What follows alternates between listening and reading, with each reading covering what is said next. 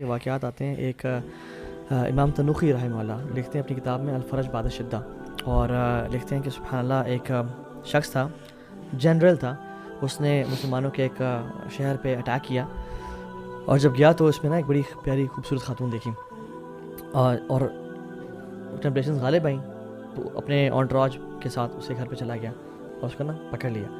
لوگ آئے سیو کرنے کے لیے، مگر اس کے جو پروٹوکول تھا گارڈز نے لوگوں کو نا جو گھار دیا پیچھے کر دیا.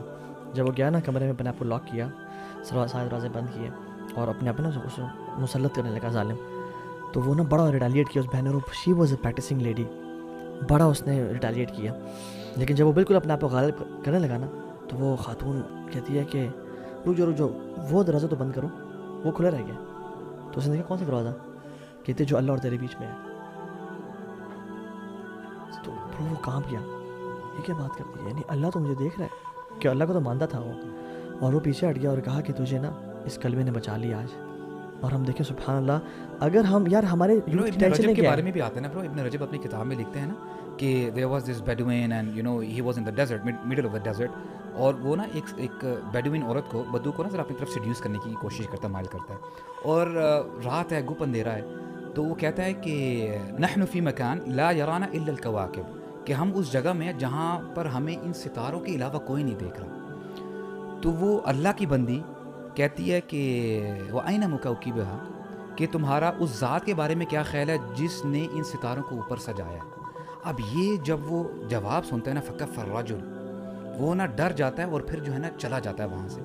تو اس حوالے سے نا ایک اور برو کیا موٹیویشن دیتا ہے ہمارا دین اس حوالے سے، کہ ایک شخص تھا، اس کے پاس نا ایک عورت آتی ہے، اے ینگ لیڈی، وہ بیچاری غریب ہوتی ہے، تو اس کو نا پیسوں کی ضرورت ہوتی ہے. تو وہ بندہ کہتا ہے کہ ٹھیک ہے میں تمہاری ضرورت پوری تو کر دوں گا، میں تمہیں پیسے دے دیتا ہوں، لیکن بدکاری پہ اس کو مائل کرنے کی کوشش کرتا ہے. اب وہ اس کے کیا حالات ہوتے ہیں، بڑی مجبور ہوتی ہے.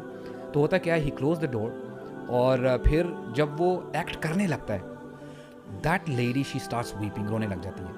تو یہ بندہ کہتا ہے کہ تم رو کیوں رہی، میں نے تمہیں پیسے تو دے دی جو تمہاری جو ہے ضرورت تھی، جو تمہاری ریکوائرمنٹ تھی، تو تمہیں میں زبردستی تو نہیں نہ کر رہا. کہتی ہے نہیں زبردستی نہیں کر رہے آپ، لیکن I have never done this act, میں نے کبھی اللہ تعالیٰ کی معصیت نہیں کی، نافرمانی نہیں کی، میں تو غریب ہوں، صرف مجھے پیسوں کی ضرورت تھی. اب دیکھو اس کی وجہ سے مجھے کیا کرنا پڑ رہا ہے. اب یہ اس شخص کا نام الکفل ہوتا ہے، کفل. تو جب وہ یہ بات سنتا ہے نا برو، وہ پیچھے ہو جاتا ہے، ایکٹ سے پیچھے ہو جاتا ہے اور کہتا ہے کہ تم پیسے بھی لے لو اور چلی جاؤ. دس پرسن الکفل he dies the same night, اسی رات کو وہ توبہ کرتا ہے اور وہ مر جاتا ہے.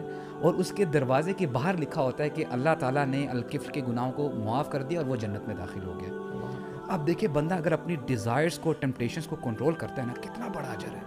یار ایون عمر خطاب کے بھی واقعہ آتا ہے نا کہ وہ اپنے ساتھی کے ساتھ جا رہے تھے اور دیکھتے ہیں کہ ایک چرواہا ہے جو شیپس چلا رہا ہے، اور ان نے کہا کہ ہمیں دے دو ان میں سے ایک، تمہیں ہم مال دیتے ہیں.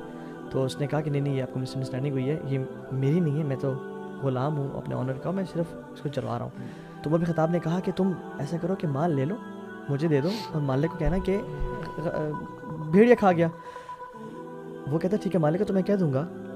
تو پھر میں فائن اللہ، تو اس ساری ٹرانزیکشن میں اللہ کدھر ہے، یعنی اللہ تو دیکھ رہا ہے نا، یہ بتائیں اللہ کدھر ہے. تو عمر بن خطاب بڑے امپریس ہوئے. رات گزاری، اگلے دن مالک کے پاس گئے اور مالک سے وہ غلام خریدا اور اس کو آزاد کر دیا. اور ایک اور روایت میں آتا ہے کہ بکریاں بھی لی اور اس کو دے دی. اور پھر کہتے ہیں یہ تیرا کلمہ تھا نا، ہذہ کلمہ، بلکہ ایک اور کلمہ بھی روایت میں آتا ہے، اس نے فرمایا فما اقول للہ، تو میں اس میں اللہ کو کیا جواب دوں گا، آپ کو تو میں کہہ دوں گا، مالک کو بھی یہ کہہ دوں گا. کہتے ہیں ہذہ کلمہ اعتقدک فی الدنیا، تجھے اس کلمے نے دنیا میں آزاد کر دیا. فارجو اللہ ان تعتقک یوم القیامہ، اور مجھے اللہ سے بڑی امید ہے کہ تم نے جو سینٹینس کہا نا کہ اللہ کی طرح اس میں تجھے یہ ہمیشہ ہمیشہ کی جہنم سے بھی آزاد کر دے گا. اللہ تعالیٰ سے حیا کرنا یہی تو ہے. میں نے جب شروع میں پہلے یہ پڑھی تھی نا حدیث بہت پہلے، اللہ تعالیٰ سے حیا کرنے والا مومن، تو مجھے سمجھ نہیں آئی تھی. میں نے کہا اللہ تعالیٰ سے حیا کرنے کا کیا مطلب ہو سکتا ہے، what does it really mean کہ اللہ سے حیا کرو. دین ریئلائز کہ it's basically the consciousness of اللہ، یو ریئلائزنگ کہ اللہ تعالیٰ جو ہے وہ مجھے ہر وقت دیکھ رہا ہے. اور یہ کانسیپٹ بھی نا، یعنی لکھتے ہیں کہ اگر تم یعنی میں اپنے سوال کروں، اگر میں گناہ اس لیے کر رہا ہوں کہ میں جانتا ہوں کہ اللہ نہیں دیکھ رہا مجھے، تو کتنا بڑا میرا کفر ہے. اور اگر میں گناہ کر رہا ہوں کہ جانتے ہوئے کہ اللہ مجھے دیکھ رہا ہے، تو اتنا کمزور میرا ایمان ہے. یعنی اٹس آئدر آف ٹو، یا ہم کفر میں پڑے ہیں یا ہمارا.